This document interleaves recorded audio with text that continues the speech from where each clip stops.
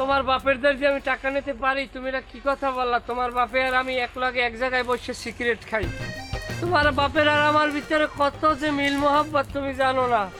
তোমার বাপের তোমার মায়ের বিয়ে করছে কবে, বরযাত্রী কয়জন গেছে, এবং মহারানা দাবি কিভাবে উসুল করছে, সেইটা পর্যন্ত আমার খুঁজে পায়। কি কম তোমার?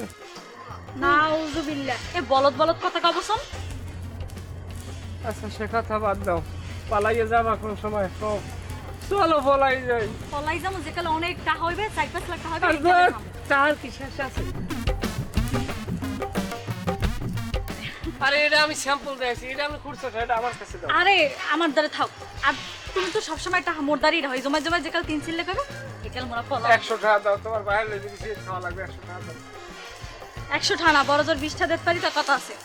আব্বারে লই যদি আর সিগারেট খাইছো আর আব্বার 4-5 যাবা না, আস্তে আস্তে এই খাতিল বাদ দিয়ে দাও। এ হইবে তোমার শ্বশুর। এরা মনে একটা কষ্ট পাইবে না যে,